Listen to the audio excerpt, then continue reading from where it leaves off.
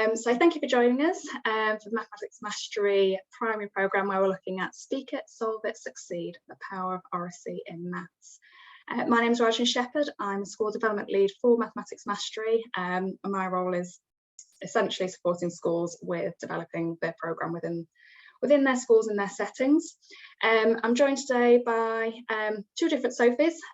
One Sophie from our partnerships team who's been responding on the chat already for you, and our other Sophie who is also development lead like myself. So if any questions come through the chat, then between them they'll be able to answer them as we go through, and we'll pick anything up at the end as well. So just a bit of a brief overview of the agenda. So I'm going to focus a little bit on the importance of talk and the research that's intertwined within that, how we're looking at within our maths. We're hoping that we've got some useful, helpful strategies for you to go away and begin using pretty much straight away from tomorrow within your classrooms to help build and develop talk. And then we're also going to have a look at the Education Endowment Foundation, the EEF, and what they've sort of said about the impact that we have as a programme and how you can benefit from that as well from the subsidised package. So, who we are as a programme. So Mathematics Mastery, we're a branch under Art Curriculum Plus, and we have a vision that every child will enjoy and succeed mathematics regardless of background. This is a huge undertaking, it's very ambitious. But we've seen impact with schools that we work with based on what some of the resources that we provide and support with, but also we have external a little stamp of approval to show that we do have that impact. Now, the way that we feel that we can do this is how our mission. We're looking to transform mathematics education, and we're doing that in partnership with schools to empower and equip teachers to deliver world-class mathematics teaching. Starting big with our ambitions, because we can only go up with them. So how are we going to do that? Well, based on who we are and how we have that knowledge, everybody is classroom practitioners or school leaders. So we have that experience of working in the classroom. We completely understand the challenges faced everybody on the Mathematics Mastery primary team. We've all been in primary schools. We've all experienced the challenges. So we feel we're in a better position to sort of support you with this. We are a not-for-profit organisation, so everything that we have coming in is all focused on supporting teachers and leaders with professional development, as this is a key part of improving mathematics teaching. And we draw on the best practice from around the world to support schools and teachers and leaders with this. So as I said, we know we've got lots of impact. We started off in 3 primary schools back in 2012. We've since grown to over 370 primaries. This is just a bit of an array of schools that we work in. We've got not just maths, that was our first initial programme, but we've grown into other sectors within primary. We also have secondary programmes, and we are also in some international schools as well. So a little bit about the impact that I talk about. We do annual surveys. Every year we like to get feedback from head teachers through to teachers, everyone that's using our programme. What works, what can we do to help and be better? From our annual survey from last academic year, 92% of head teachers and school leads agreed that using the programme had increased pupil attainment in maths in their school, and 97% of head teachers and school leads agreed that the programme had improved the quality of teaching. So we're really proud of this. As we said, we're a partnership with our schools, so we know that it feeds into a wonderful cyclical cycle of feedback and supporting schools. As well as that, we know that some of the things that we're going to talk about has that impact, because the EEF carried out a trial in our programme back in 2014, and their trial found that on average, pupils who were on the programme, so Mathematics Mastery pupils, made on average 2 months of additional progress in Key Stage 1. The trial was only done in Key Stage 1, as it was a year-on-year rolling out programme, so it was only available for Key Stage 1. And we are still the only mathematics curriculum that have the EEF stamp to show that we have impact, and it's because of that that they're providing subsidies for our programme, which I'll talk about later on. So let's look at mastery. This word is around quite a lot. It's used in lots of different contexts, but we're going to talk about what that means for us within our programme and how that can support with developing talk as well. So on screen you can see Dr. Helen Drury. She's the founding director of the Mathematics Mastery programme. She was also on the drafting panel for the new national curriculum. It's 2014, which is a little while ago now, but the new national curriculum, she's part of the drafting panel as well. And having created the programme and done her research and doctorate, she's created this for the context that we use for mastery.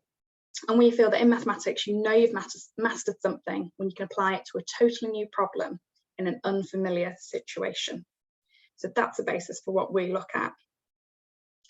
Part of what that looks like for pupils is what underpins our whole programme. So we have what's called the dimensions of depth. And the reason these underpin the programme is research looked at what was it that was the barrier for lower attaining pupils to achieve, but also what is it that we can do to deepen higher attaining pupils' understanding. And beautifully, the answer to both of those questions come under these three dimensions of depth. Language communication, which obviously we're going to focus on. So this again supports lower attainers, but also deepens understanding for higher attainers. Conceptual understanding and mathematical thinking. So these are embedded throughout our programme to support all pupils, all learners throughout their schooling. At the heart of what we do is mathematical problem solving. So everything is hooked onto this because we want all of our pupils to be able to access problem solving. It's not just something that we attach at the end or if we have time to get onto. It forms the heart of it. Why is it at the heart of what we do?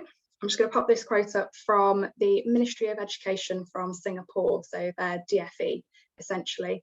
I'll just give you a moment to read through.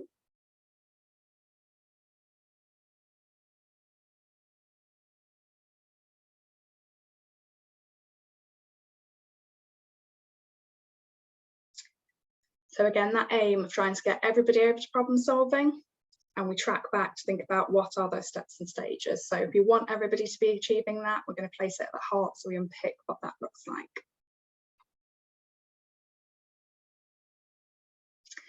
So looking into a little bit of the research to draw upon, this is a connected model from Haylock and Coburn, and you might see some aspects that are familiar. So hopefully you can see the concrete experience, the pictorial, pictures and symbols of the abstract. So the CPA approach. The CPA approach was first developed in the 1960s by Jerome Bruner and is typically seen on a linear scale and has been interpreted perhaps that we need to move from concrete to pictorial to abstract. Work from Haylock and Coburn and where and how they developed the connected model is that they feel the linear model isn't enough. It's about supporting pupils to move flexibly between each of those, but also that those three alone weren't enough, and that language played a key part in making sense of each of these.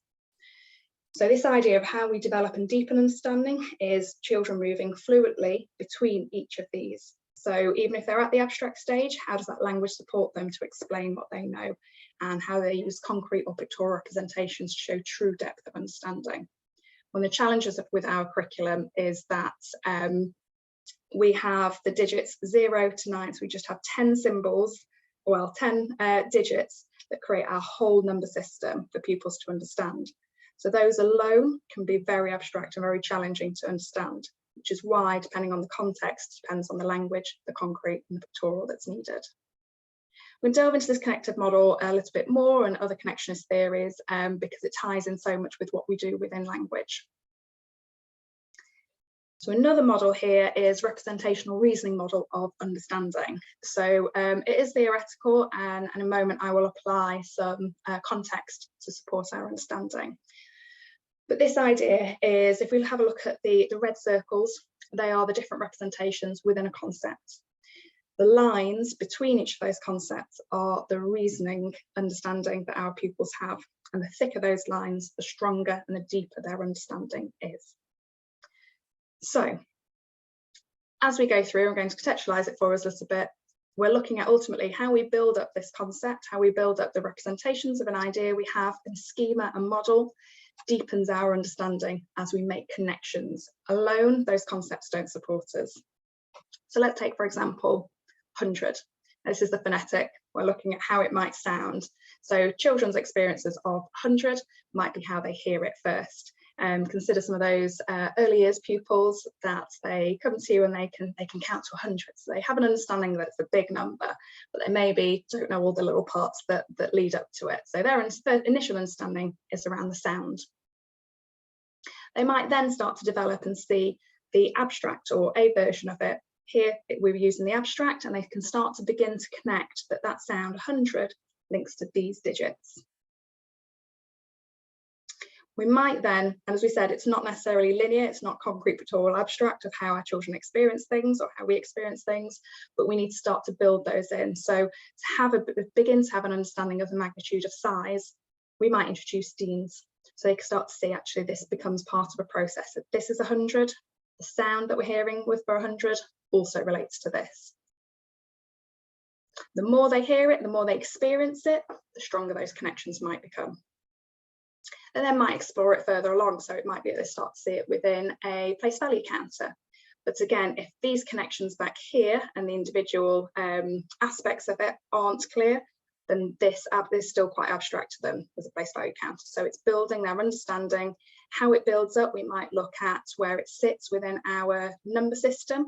So this might be 100, counting up in tens, or how many tens make 100. We start to build and develop our understanding. So we can see here it starts to move. We might then see the written word for it, and again you can start to see how this schema is building as we go along and how that's framed under our understanding of place value. Something I wanted to add in as well is it's really key that even though this is quite this is the model I started with of how pupils might hear it, this isn't always the case. Their first experience of 100 might not be in English, might not be in our language, but their understanding, as you can see that the lines are deepening. This is 100 in Polish, 100. So even if we have pupils that have English as an additional language, it's not seeing it separate to the understanding, it's supporting them to make connections with what they know and building it within our concepts as well. And children often, because they might be hearing that language at home and might be familiar with that language, it's also really lovely for them to share part of what they know within the classroom. I've had it before when I've had French and Polish speaking children, and they talked about what their knowledge was in relation to some of the maths and learnt some of their vocabulary, because essentially when we're looking at new vocab, doesn't matter if it's in our language or not, it's new, it's something we've got to practice. But if we can support those children with English as additional language to build the schema and the connections with what we're trying to teach them, it will support them even further. So English as additional language doesn't need to be a barrier, it just might mean that we need to put additional things in place. I'm also not saying that you need to be fluent in every language that your pupils speak, but Google does wonders for supporting us. And there are lots of programs out there that will translate symbols, so Widget Online, and Communicate in Print sometimes do Google Translate. So for supporting pupils with SEND as well, we can make sure it's as inclusive as possible. It's trying to think what that might look like. So another really effective piece of research, again looking at connections, and we can see how it links and relates to the schema, the connectionist theory, was done back in '97, which seems like a while ago now, but it's drawn attention to what highly effective teachers seem to pay attention to within their classrooms. So this research found that highly effective teachers paid attention to the connections between different aspects of maths. So how they supported pupils to see a connection between addition and subtraction, for example, or addition and multiplication, or your fractions, percentages and decimals. So how we're supporting them to see those connections, not just tell them those connections exist. So we're paying attention to it. Also looking at connections between different representations of mathematics. So as you start to see on that schema, it might be that they see it through deans, they might see numicon, they might see place value counters, they might see bead strings, and noticing and paying attention to what's the same, what's different, what does it stress, what does it highlight, what does it ignore. And it's not just about the concrete, we're bringing in the language, the symbols, the words that go with it, they all represent the maths. So what are the connections, what brings them together? Highly effective teachers also seem to pay attention to and this one can be quite challenging, connections with and between children's methods. So understanding what pupils know, comparing that in essence to what's the same, what's different with another strategy maybe that children use, but also thinking about where we're trying to get them. So understanding our children's starting points, what are those steps that we need to put into place to bring them to where we want them to get to. And that can be quite challenging to, first of all, our own subject knowledge, and I'm sure we've had where children have explained and we're not quite sure where they're going with it, so trying to find and build those connections can be a challenge. But if we have a wide enough understanding of what we're trying to teach, we can start to begin building those connections for pupils. We know that making connections is really important. It's part of our national curriculum, and it talks about pupils being able to make rich connections across mathematical ideas. By making those rich connections, they develop their fluency, their mathematical reasoning, and their ability to solve increasingly sophisticated problems. So again, problem solving at the heart, that's what we want to get all our pupils to. So how do we support them with connections? It's also part of the EYFS framework. So children, our really youngest group of children, are having and developing their own ideas, making links between ideas and developing their strategies for doing things. So it's how we bring about all these elements together. And the part that we're going to focus on is language and communication. That's what you hear for how we develop the Oracy within our maths classroom. Now, it's really interesting. There's lots of research out there about what we can do and how it works. But I know our conversations within our team, looking at school and schools' priorities, especially post-pandemic, has definitely been focusing on early reading, writing. That's where we sort of feel a lot of schools, a lot of feedback we have is that's where schools are trying to develop. And we might be lucky since then to have had a maths PDM, and we're always fighting the corner to get more time. So we're trying to have a look at how can we align those priorities to make it easier for teachers and schools to give pupils the skills they need. So interestingly, I am looking at the EEF, one of their reports. It's called Preparing for Literacy, and it is focused and based on their EYFS pupils. Why are we looking at literacy for this? Well, part of their recommendations, in fact, their #1 recommendation for preparing pupils for literacy in early years is prioritising the development of communication and language. Their first sentence is particularly key to us within our maths thinking. They state that language provides the foundation of thinking and learning and should be prioritised. So if we come back to, we're looking at problem solving, we're looking at reasoning, we're looking at mathematical thinking, they need language. This isn't specific just for writing or English or that subject, it's about thinking. So for the foundation, we need the language. They talk about high quality adult and child interactions, and sometimes described as talking with children rather than just to children. We go back to that connectionist idea of making connections between their own ideas and where we're trying to get to. It's about really carefully listening to pupils rather than just trying to steer them to where we need them to go to. They also talk about explicitly extending children's vocabulary. So that's for the EYFS phase. Their other document that looks at improving literacy in Key Stage 1. Their #1 recommendation for how we do that is to develop pupils' speaking and listening skills and wider understanding of language. And the first 2 sentences of this recommendation are exactly the same. So we want pupils thinking, we need to provide that language for them, and it's about our interactions of talking with children. Here it goes on a little bit further and thinking about the ways that we can explicitly and implicitly approach planning the teaching of vocabulary, modelling and extending children's language and thinking during the interaction activities. Now again, this isn't limited to just literacy, we want to be doing this across the board. It talks about collaborative activities to provide pupils to hear and learn the language.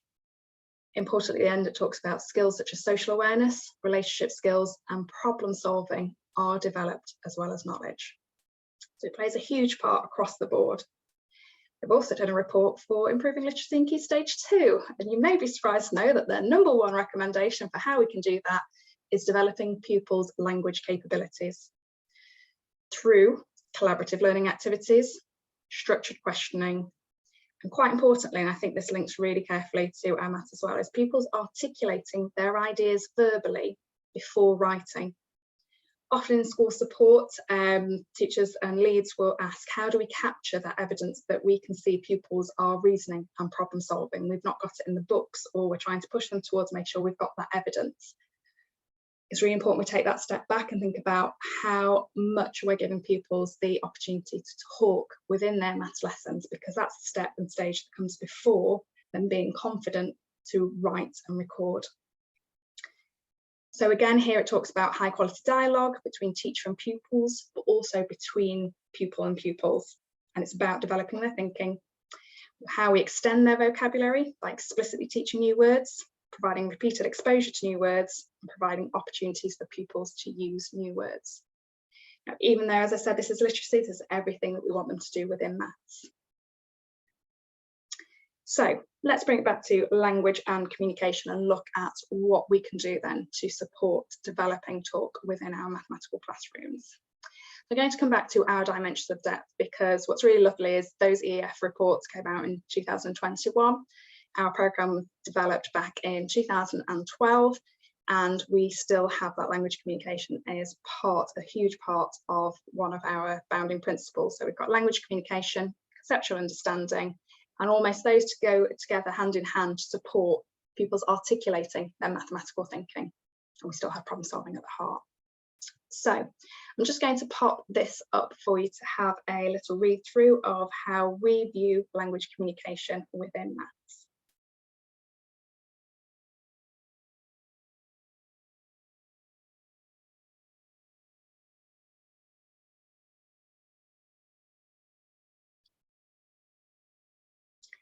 So this is something, all these sorts of, hopefully you can start to see some higher order thinking that we're looking at here and questioning, but we want this for all pupils. And again, it's a scaffold for pupils' thinking and a way to deepen their understanding further. So what can that look like in the classroom? Well, within our programme, here are some things that we provide and support teachers, support pupils with. So one of the things that we include in every single lesson is a page on star words. The importance here is, whilst we've identified key vocabulary and precise mathematical vocabulary that we want pupils to be using, it's a really key important place for pupils to practice using those star words. If we want pupils to use them, we need to practice it first so they feel confident. How I'll take this is, because we might be familiar with them, we might assume children are okay, but if we go back to the beginning of this webinar, I'm sure you're all settling down, looking in and getting yourself sorted. So when I introduced myself, you might not have remembered my name, which is fleeting. It's not quite a common name to use, so if I had told you at that point, actually I'd like you to use my name throughout this webinar, the beauty of the webinar is I'm not going to make you do that, but if we're in person, you might have paid more attention. If I'd have given you the opportunity to practice my name, then you would be more confident in using it. So just to remind you, my name is Rajani, and if I was in a classroom, or I've done it with children, I've done it with my maiden name as Sridharan, I would do my turn, your turn to practice it. But I would give them a clue that actually this is what we're going to be using within our lessons. So this is what I'm looking out for. So they're going to pay more attention, they're going to practice it, I'm going to give them that opportunity to use that language so I can redirect them within the lesson to use it. Another way that we support talk within our classrooms is encouraging full sentences. This is an expectation, and it's how we will look at in a moment how we can build that in, how we can support them through different strategies. The cricket reference is simply for having an action, because you'll find as you start to build and develop full sentences that you constantly have to say, put that into a full sentence, please, put that into a full sentence. So some schools have developed creating actions, some of them have already got them from phonics programs they use a consistent action all the way throughout, or some choose and develop whether it's a stretch it or a full sentence, whatever their action is, just to quicken that pace within classrooms, but to set that expectation that we're speaking in full sentences to contextualise the learning. In every lesson, we have opportunities for all pupils to reason. This supports us with our assessment and checking for understanding.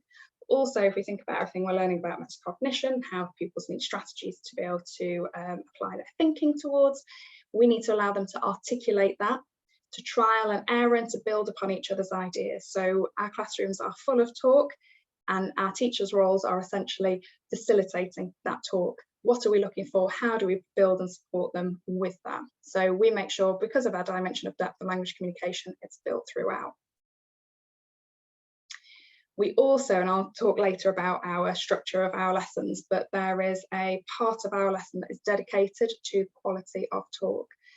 So even though they'll be talking throughout, there is an opportunity for pupils to use full sentences, to use the star words, and to manipulate concrete or pictorial representations. So they're doing and seeing the maths recordings expected. Because we want that high quality talk, we value what our pupils are saying and how we learn from each other. So we start to encourage and develop talk and dialogue. So also, I am very aware that this is a webinar on developing talk and oracy, and because it's a webinar, I'm just going to be talking at you for the majority of this. So what I'm going to try and do is get you to hopefully interact. I can see some questions have come through. So here we go. What I'm going to ask you to do on the chat is answer this question. There's no challenge here at the moment. It's fairly straightforward, but if you'd be brave enough to start popping onto the chat your answer.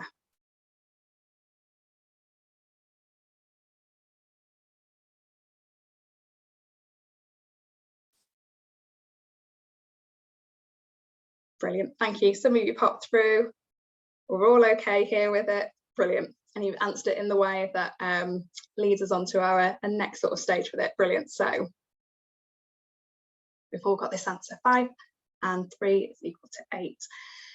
Interestingly as well, so all of you have so far answered with just the answer. If we were to come back and review and revisit this chat, we would potentially be unaware of the question that preceded it. I see some of you going for your a bit of challenge. Some of you looking at, oh, some good questions here. Okay, I'll come on to this, but you've answered it as I would hope so. So what we're going to consider now is that answer alone doesn't contextualize the learning. Some of you have started to build and develop, but we're still just hearing and seeing a response and answer. So this time I would like you to type in words how you would say this in a full sentence. So not just the answer, what would the full sentence be?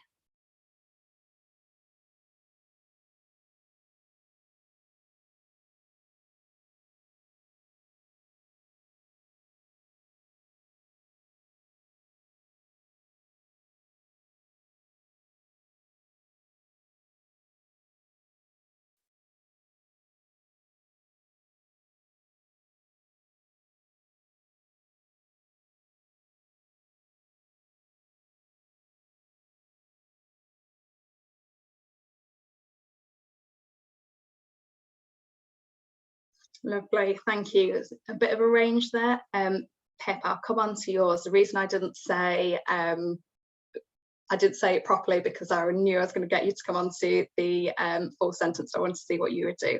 So there's a range of different ways. Some have put makes, some have put equals, some have put the sum of, and what it is, what it gives. Absolutely. So just scanning through. I've got a word problem under as well about pizza and Uber Eats. Yeah. Lorna's gone specific with her ones as well. So brilliant. We've now contextualized it a little bit further so that when we go back into it, we know that which parts we are talking about. We're talking about a part of 5, a part of 3, and what whole that makes. Absolutely. So I'm going to come on to some of what was suggested and spoken about. So some of you used makes, some of you used equals, some of you used is equal to. So what I'm going to ask you to do is just read through these equations, and where the red symbol is, place each of these words in there. And I'd like you to comment in the chat, what do you notice?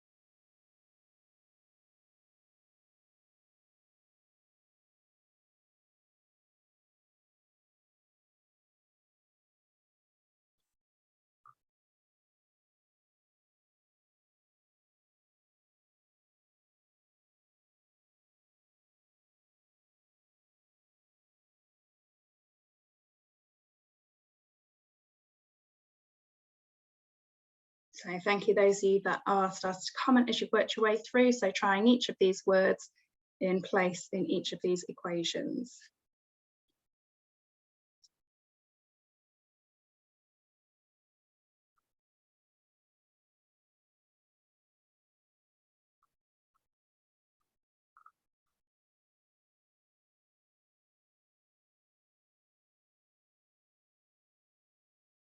Yep, so a lot of you have spoken about the equal symbol, or whether it's equivalent to or is the same as. It's about seeing as a balance on both sides. And I believe, as I've looked through, somebody's spoken about each of these words might not fit in all contexts. So Anna, you've put makes is tricky to fit in, whereas is equal to can fit them all. Absolutely, makes and equals always seems finite, seems definitive at the end. And that's part of the challenge when children don't see that it's a balance, that what's on one side is equal to, is equivalent to, is the same as what's on the other. So they can read potentially these questions really well, really straightforwardly, but actually that doesn't fit necessarily here. And especially at these bottom ones, I don't know if I'm just trying to track to absolutely about balance, equalities, absolutely.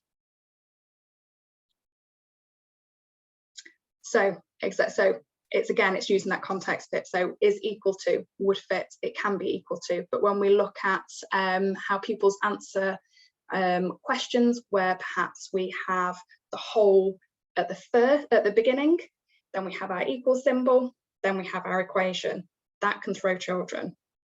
Or this one at the bottom, where I've had it quite a lot, children are just used to seeing and reading it from left to right. So they will say 14 add 27, and they will calculate that, ignore this bit that comes here, and just write the answer for 14 add 27 on the end, because I think there's a space, that's what I put in there.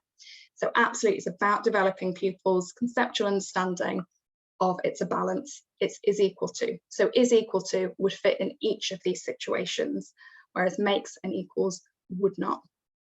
But what we also want to do is develop pupils' conceptual understanding. We don't always want them to go towards a written method potentially, because that's not always the most efficient. So if you take this bottom one, for example, how could we solve this? So what I'm going to do is just ask if you could briefly pop in the chat what strategy you used to solve this equation.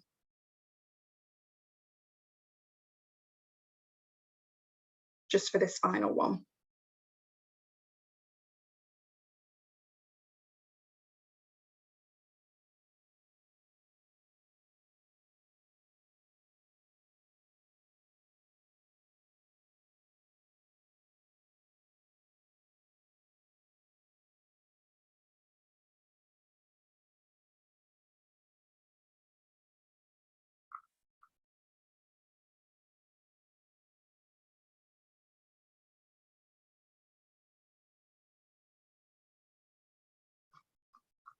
Just have a little look through.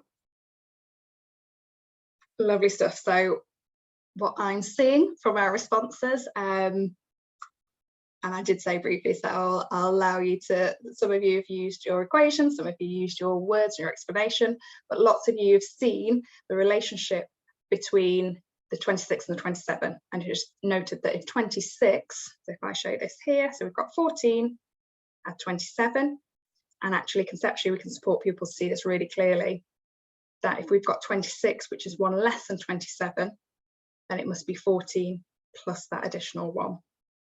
So we're seeing that balance, and I think lots of you saw that. But often children, if they feel that they are, we support the procedural more and we don't get them to see that relationship, they'll make the longer efforts of going 14 add 27 is equal to, and I'll calculate 41. 41 subtract 26 is equal to 15, whereas actually this was much quicker. So it's also then seeing the fluency, working between those different connections, those different representations to calculate, and it's not always the written. Okay, so you've all if I was in the classroom and we were doing this, I would then ask us to say 5 add 3 is equal to 8 and do this properly. So I'd get us to practice that correctly.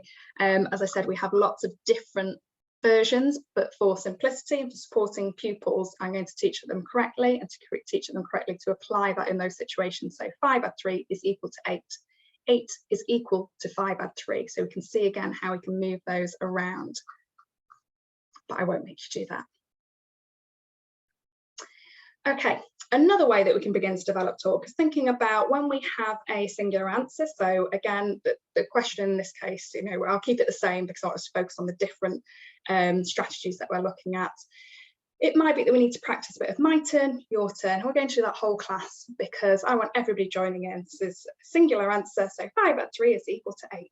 And I might ask you all to 5 add 3 is equal to 8 if we're in the classroom. So we can have a choral response where everybody's joining in because I know there's just one single response. If children come back with different, there's a little echo of different ones, I can pick those up and check for understanding. 8.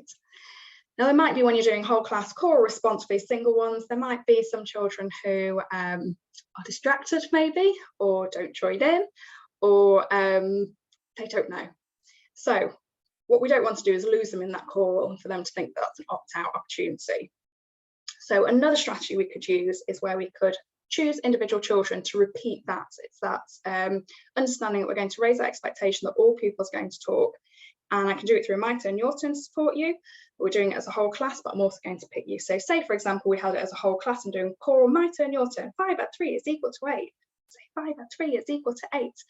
And I can see, I'm going to pick one of the Sophies. I'm not going to make you do anything, Sophie.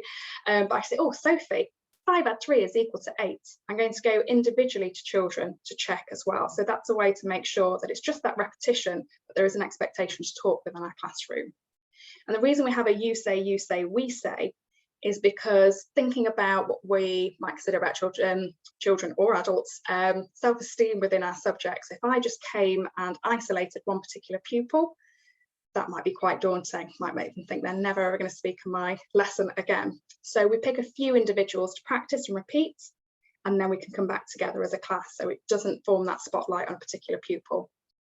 It's really important when deploying these sort of strategies is your relationships with the children and knowing what to use, where and when based on your pupils. So that's another way that we could look at it, where we can pick up from choral if we think actually whole class I can't hear everybody, or I've seen some people not saying what I need them to and practicing, then we can go in individually. But we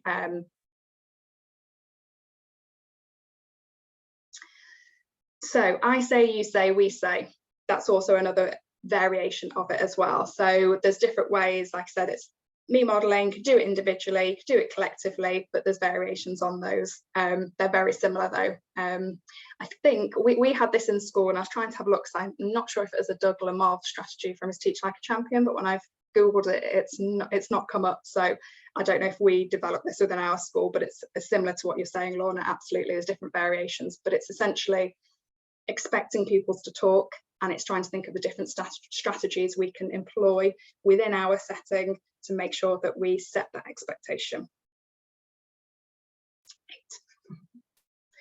Okay, another one I'm going to come on to is phone a friend, but better.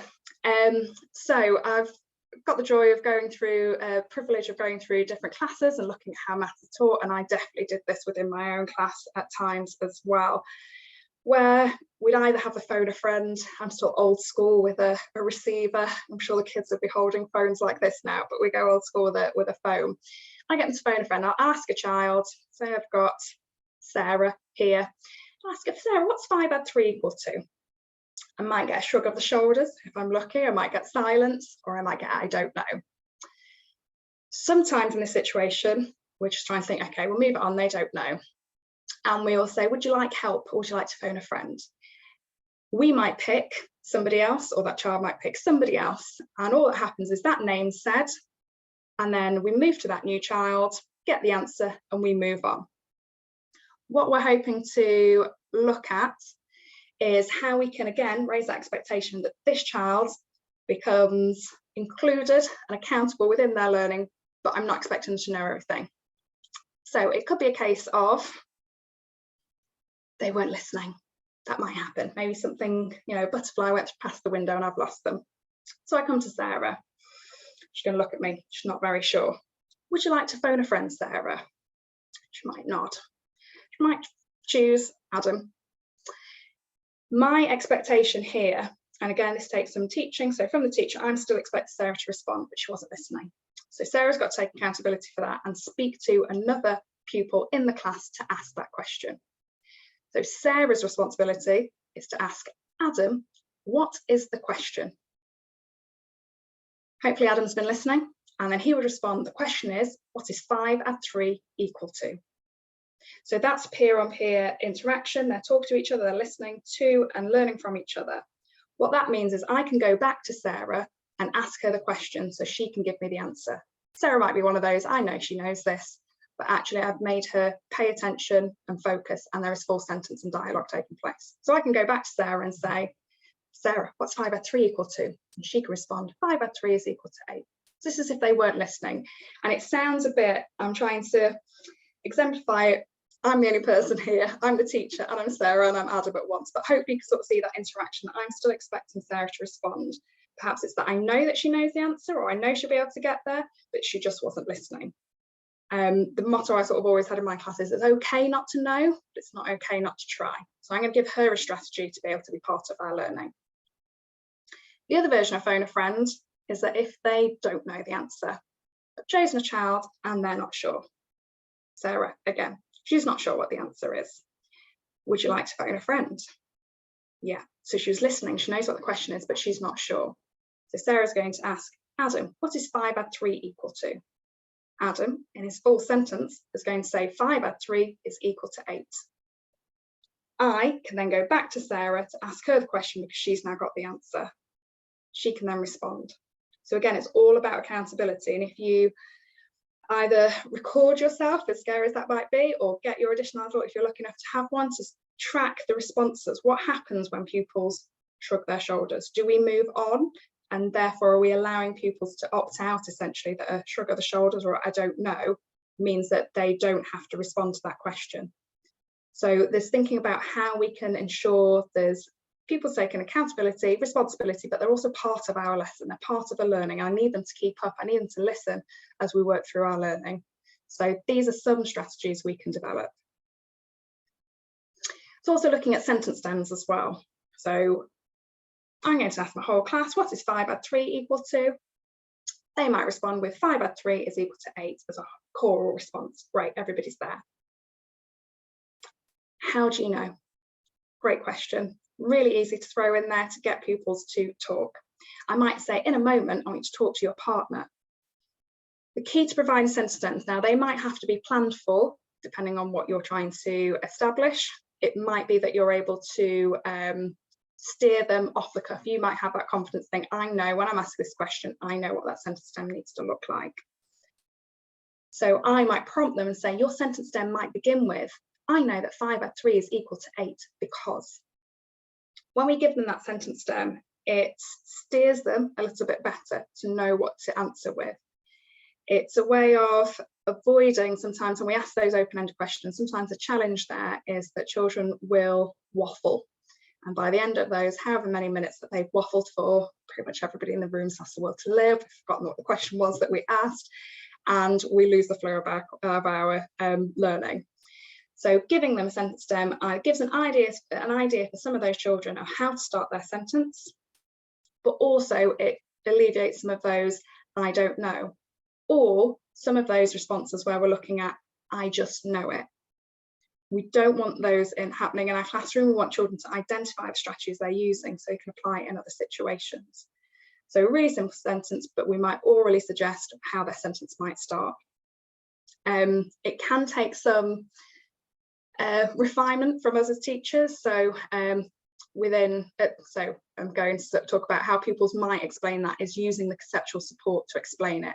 But again, when we think of that connectionist theory of different strategies, a pupil telling me how they know can unpick some of the learning that they know. So for example, here I might have a pupil who says, well, I know that 5 add 3 is equal to 8 because I counted out 5 pieces, I counted out 3 more, and then I counted them all together and I got 8.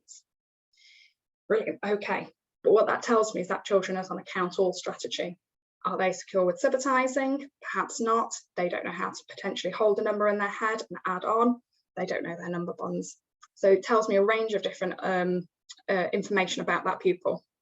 Another pupil might talk about, well, actually, I used a number line. I could see where 5 was. I did 3 more jumps and it became 8. Both of those strategies are valid. And again, we'll talk about children's starting points and their ideas. And then we can have those conversations. Well, what's the same? What's different? We can steer them towards what's more efficient because we've seen it in real time, the different strategies. Coming back to some of these explain it. So these are one of the images we have for ideas for depth. And when we first started to use this, I remember in books I had a question and asked pupils to explain how you know. And one of my higher attaining pupils, his response with me saying, explain how you know, was cause, not even a because, my teacher at the time was Miss Sridharan, because Miss Sridharan said so. That was his way of explaining. So either I had said so in the lesson and he'd chosen the quickest route to tell me that I'd listened, but it's what you said already, so I don't need to tell you. It might be a case of that he doesn't know the strategy or that he doesn't know how to articulate his strategy. So sometimes just telling children to explain how you know, we need to give them a little bit more. So based on that, when I next had a explain how you know task in their books, I reframed what I asked for. So coming back to those star words that we use, we have key vocabulary that I was expecting. My question now to the people said, explain how you know using star words. And I listed the star words. So what I was looking for was for pupils to select the precise vocabulary. I also then gave him the sentence prompt because he might still say, because Miss Sridharan said this, this and this. So I also gave your sentence might begin with, and my expectation is that they start their sentence with that, they repeat that sentence and use those star words. So sometimes a learning curve for us to know what skills our pupils have and where we need to steer and direct them. So I'm going to summarise a couple of those just so you've got those together, and then we'll look at how another strategy on developing dialogue. So we've got more conversational classroom taking place. So full sentence expectations are needed even when saying equations. Sometimes that can feel really hard in maths because it's just an equation, but it's really important to contextualise learning for that and other pupils. A range of getting them to practice the vocabulary, so whether it's a my turn, your turn, and that could be whether it's choral or you say, we say, or I say, you say, we say. So all those different strategies for developing language, and practice is really key. Phone a friend, but better, thinking about how we can ensure pupils are actually talking in that phone a friend stage. Providing sentence stems and prompts, and it's again us having that relationship with our pupils, knowing that actually within maths, are they able to read the sentences that we're providing, or do I need to provide them orally? We want to make sure that we are checking for understanding within maths, and we don't want the barrier to reading be the reason that we can't check for understanding. Using talk partners, talk to your partner. It's really important that we use mixed attainment pairings. If you think back to, if you do have groups of pupils, consider what the talk is like on tables of lower attaining pupils. It might be that they don't talk. It might be that they don't talk unless prompted by an adult. And it's because their confidence perhaps with their talk and their language is limited. So mixed attainment pairing supports all pupils to talk. There's an expectation that we're setting, and it might be that somebody gives them that nudge to start. In the same way, think at the other end of your higher attaining pupils, are they the ones that say, I just know? They don't articulate. And if they're not articulating, identifying the strategies they're using, it's unlikely they can apply it in other situations. They might be quite good at doing it procedurally in that sitting and that setting and that situation, but not always able to apply it. So we want to articulate our thinking so we can identify and apply. And a big part of that is for us as teachers to model those concepts when thinking aloud, that we're using those sentence stems, that we're referring back to key vocabulary and how we use it alongside representations. Language alone is still quite abstract, so it's really important for all pupils we support through conceptual understanding as well. So that's just a summary of some of the bits that I've run through. I'm very quickly going to run through another, looking at how we can develop that culture of dialogue. So some similarities, but we have that embedded expectation for all pupils to explain. How do you know? How do you know? Think about how they can talk to their partners before then sharing it wider. It's about everyone listening to and responding to ideas. So even as teachers, we're not thinking about jumping on to the next bit. We're carefully listening to what they're saying so we can begin to make connections between their ideas. Also think back to that EEF recommendations about peer-on-peer talk and how vital and important that is as well. So how are they listening to each other? The next slide has got a strategy that I saw utilised really well in a school that I was on a visit last week that hopefully can help and develop as well. There may be more than one response to a question. So thinking back in our chat, when I asked you to consider how we could answer the balance equation, the missing part, there are different responses to it. They're valid strategies. It gets us to where we need to go, but it's valuing each child's response as well.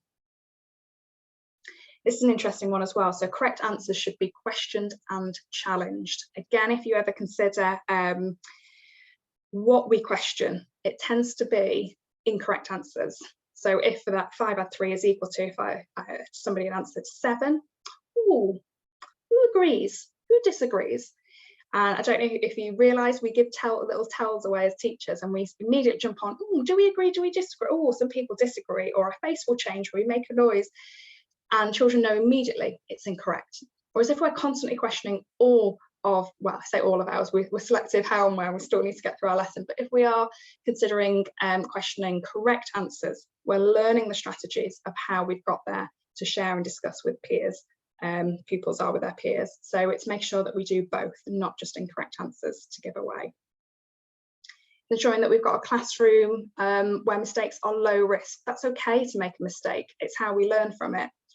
Often pupils, when they are explaining, if the conceptual support, whether it's concrete or pictorial, has been used, and for example, a child says, no, 5 add 3 is equal to 7. How do you know? Well, I know that, and they'll start busying away and talking as they're doing. And what happens there is they can sometimes self-correct as well because they prove to themselves. But what we want to celebrate that culture of, brilliant, we've made a mistake, but we've learned from it. That's really key. I'm really conscious of time as well, so I'm going to whiz through really quickly. Reasoning stems are shared and their use is encouraged, and our teacher always thinking how best to share those, when to drop those in. And then this idea that the majority of talk is by pupils. And I know there's some debate out there talk about ratios of talk and this, that and the other. It's not about precise science. It's make sure that when we are delivering our lessons that we're considering how we are facilitating pupils to learn rather than leading that learning. So what are the questions that we're asking? How are we supporting collaboration? I'll very quickly come on to this final strategy, as I hope it will be really helpful. So school I was in last week, child had a response and the teacher said, ABC, what do you think? And this was an embedded strategy in their classroom. The A stood for whether they agreed, and the full sentence expectation was, I agree with so-and-so because. So it's okay that you've got the same idea or the same strategy, talk it through. We're encouraging that talk.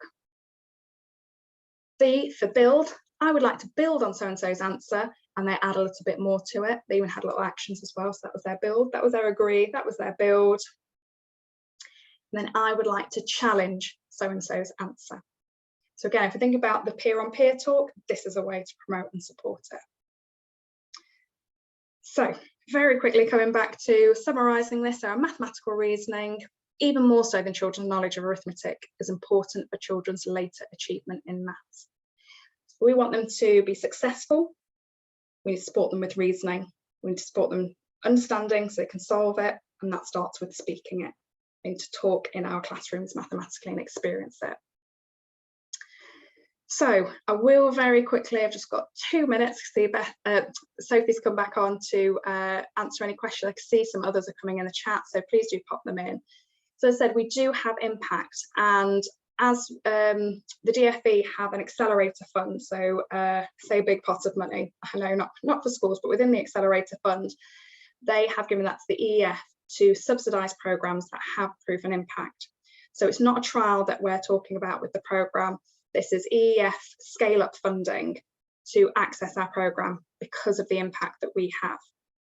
So we do have, as I said, we're a big part of professional development for schools and teachers. We know that's what drives impact, and we do that alongside a range of different things. So I am very quickly going to whiz through because I'm conscious of time. What I will stop on is part of what we provide. So professional development is really key, but our lesson guides follow a 6-part lesson. As you can see here, this talk task is that dedicated time, and we use a 6-part structure as a vehicle for getting our dimensions of depth across. Teachers' subject and pedagogical knowledge is included in here, so you're in a better position to teach and support pupils with that. We have key questions, sentence stems. The EEF so we have a range of different tiers of support, but because of what the EEF know about what has sustainable impact, they are only funding our most bespoke package. So our most tailored tier, where you would have a development lead to help you implement and support with your training. We're all ex-primary school teachers, as I said. You would have over the year 2 face-to-face visits where we come into your school, into your setting, support you, and you also have remote sessions. So over the year it's 6 what we call touch points, 1 for each half term to support you with implementing and embedding the programme. And it's only this tailored support that the EF are subsidising. So typically, as well as all the resources and the induction and the training, reception key stage 1 typically is £5,550. The EF are subsidising 80% of that, so that becomes £1,110. The EF subsidy is guaranteed for 2 years, so that's each academic year. We know schools are looking for whole school impact, so we have attached what would typically be our difference for key stage 2 for schools. This is based on a 2-form entry school, and as we said, that's guaranteed for 2 years from the EEF. I haven't had a chance, because I've talked so much about talk, so I haven't had a chance to give you all those details around our programme and what we offer. But if you think there's something that is of interest, if you're looking at developing language communication in your schools, this might be the thing for you. So please do feel free to get in touch with us or book a call to find out a little bit more about the programme, how it can work in your setting. Because it is EEF funded, they prioritise education investment areas.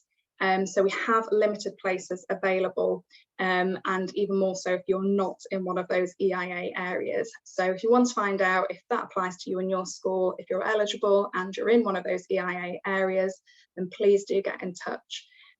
This is currently available for this academic year, so before the end of this academic year, to start from September.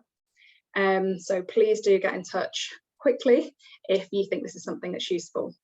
To support teachers and leads, we have induction training, and that's taking place over this summer 2 terms. So we have our initial induction training as well as your ongoing CPD to develop as well. So if it's of interest and you want to book your places, whether it's face-to-face or hybrid or remote, we've got all these options available. So please do get in touch.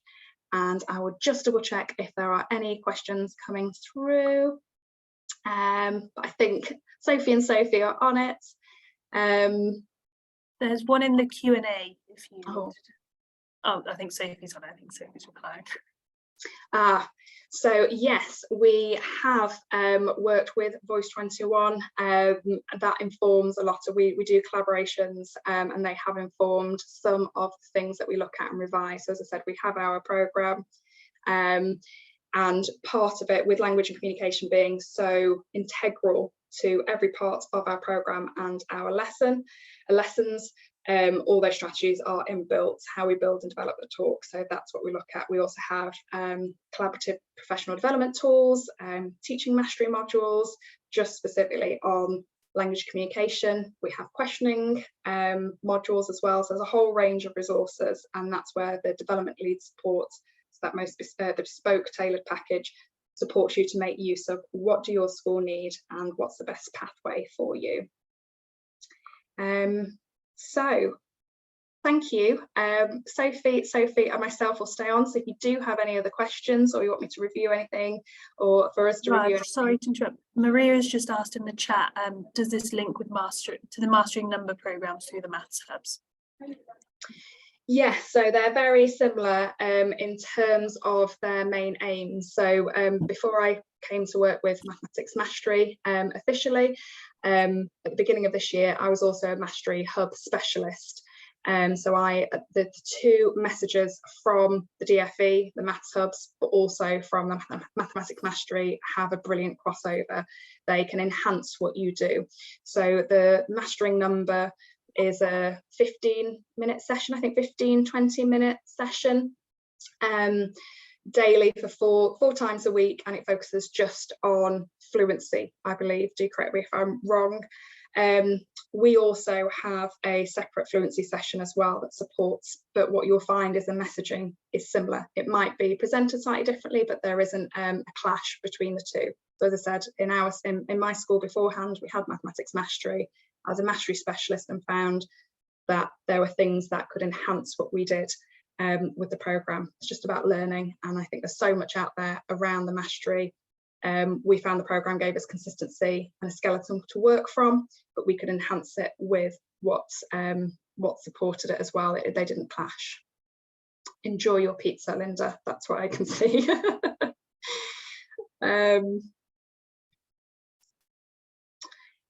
So Helen, typically, because we are, it's about a programme, the programme professional development supports how that looks in the classroom as well. So they go hand in hand. So I suppose our non-EEF route would be the more expensive packages where it's not subsidised, but where complete, we don't.